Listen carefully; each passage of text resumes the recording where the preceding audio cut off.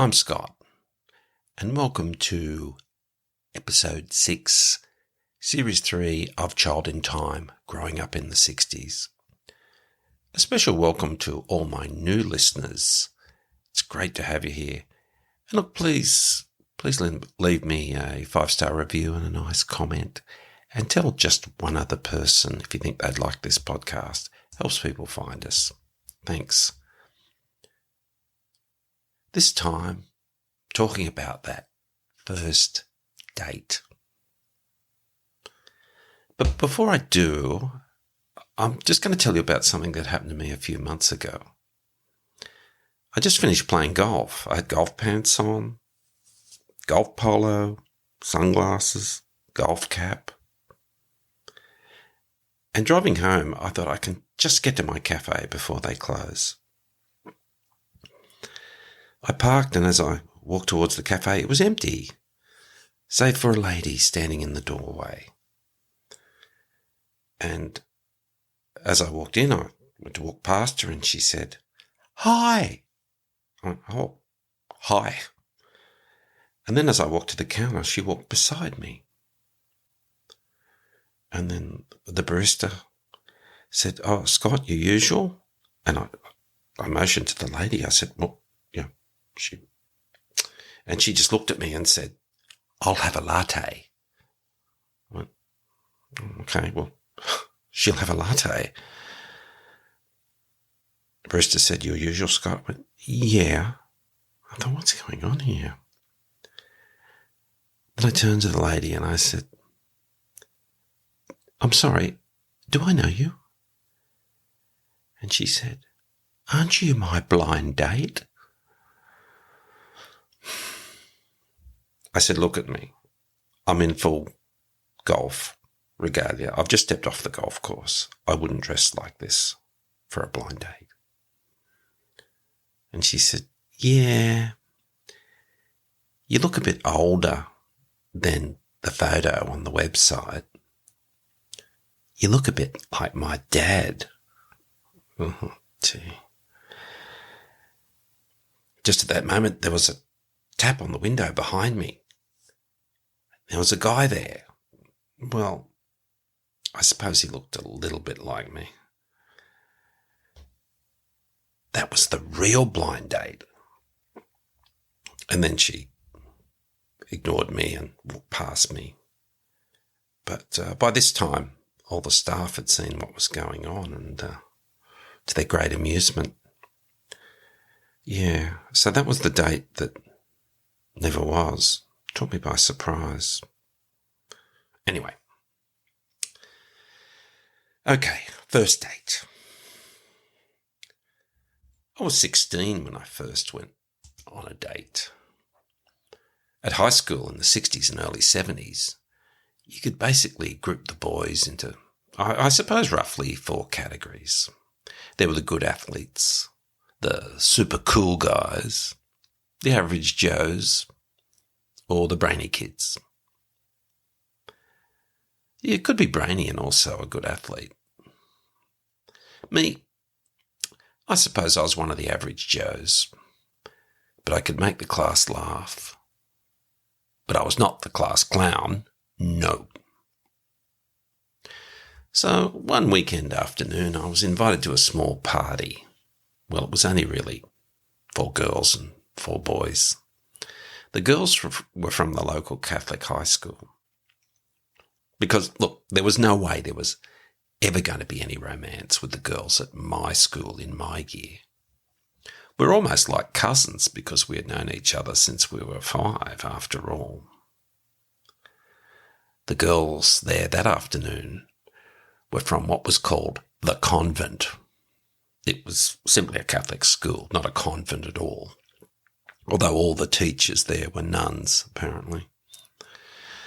We all just hung out and had fun in one of the guys' backyard for a few hours. I was attracted to one of the girls, and not just because she laughed at all my jokes. As we were about to go our separate ways, I approached her quietly and asked for her phone number. "Sure," she said. "Okay, Scott, you're 16. and about to enter the world of dating. Today's Saturday. I'll call it Monday. No, that's too soon. Don't want to appear too keen. Wednesday. Yes.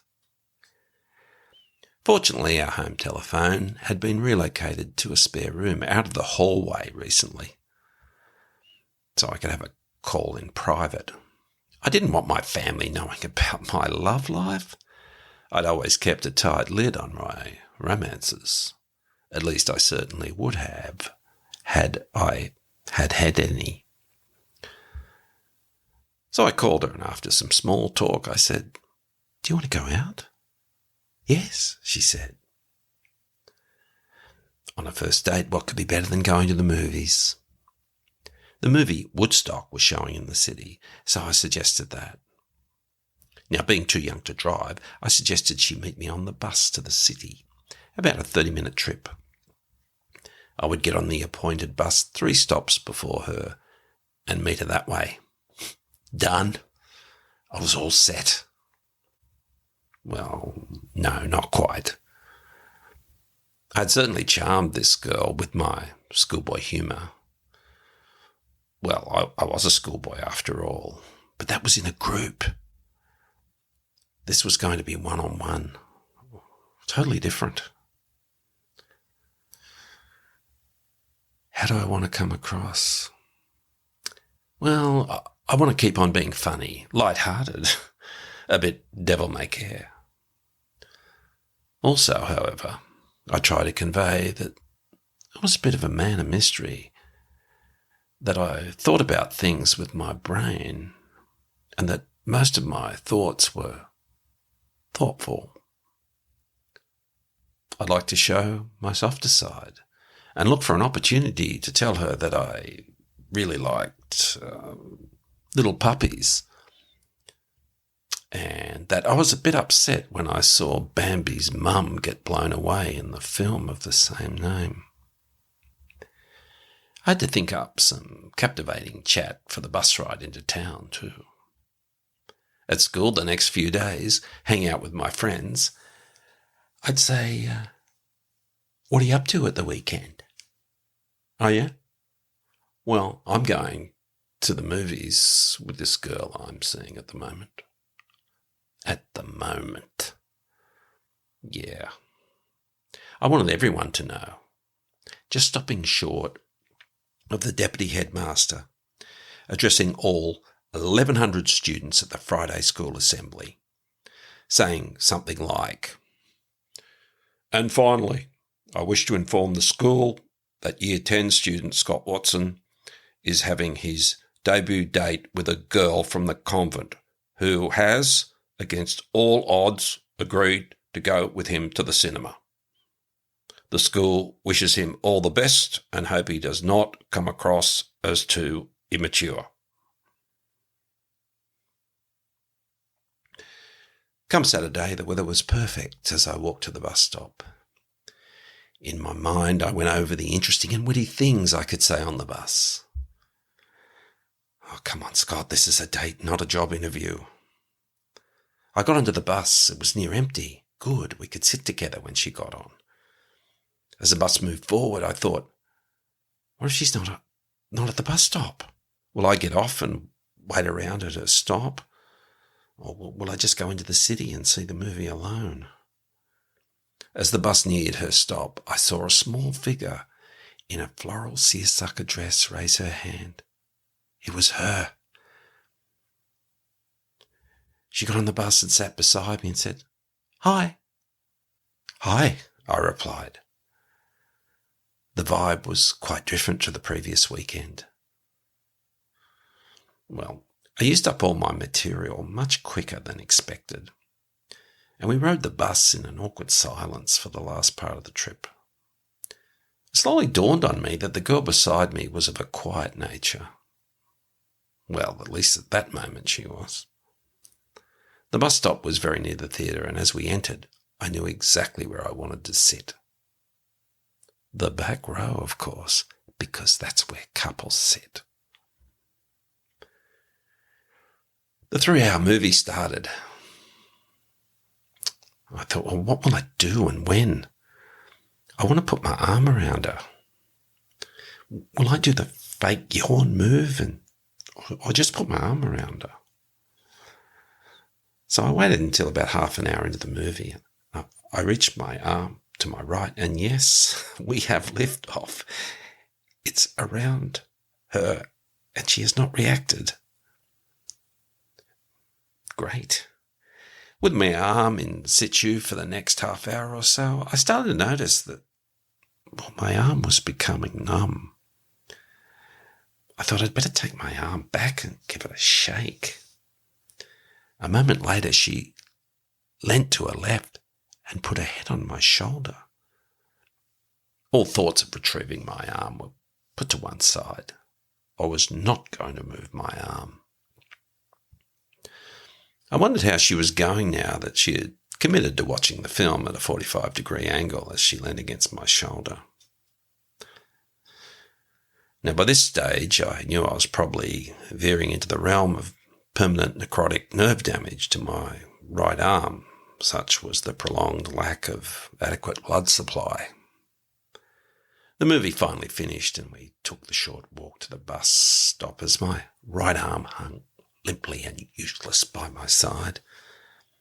On the ride back, we didn't talk much. I had no idea whatsoever what she was thinking. She did say one thing, however. "Scott, you have a nice shoulder." I could probably assume she meant the right one. She put her head on. Well, that's great. If anyone asks me about this date, I can brag. Well, she said I've got a nice shoulder. She might even tell her friends. "Oh, Scott's okay, but it's his right shoulder that is his strongest suit." As we neared the bus stop, we both stood up as she moved past me in the aisle of the bus. "Thank you for a grand time," she said. It sounded like she'd been told to say that when a boy took her out. It didn't sound natural at all. We never said anything was grand. The following Wednesday, I called her again. Did she want to go out this weekend? No, she couldn't. She was busy all weekend with this and that, and, well, I didn't really listen. Okay, what about the following weekend? No, busy that weekend too. Okay, I get it. I know. One of three things was happening here. Maybe she'd been hurt by a previous love affair and was still in the recovery phase. Too early for another man. 2, she was genuinely busy with all the stuff she said she was doing. Or 3, she just didn't want to go out with me again. Let's go with that one, I think. It would be fully 17 years before I took a girl out again. Oh, I'm joking. It was 5 years. No, I'm still joking. What was your first date like? Write and tell me. Contact me through social media on the show notes. I'd love to hear. Was it good? Was it bad? Did you maybe cry afterwards? That's okay. I have a nice shoulder, I'm told.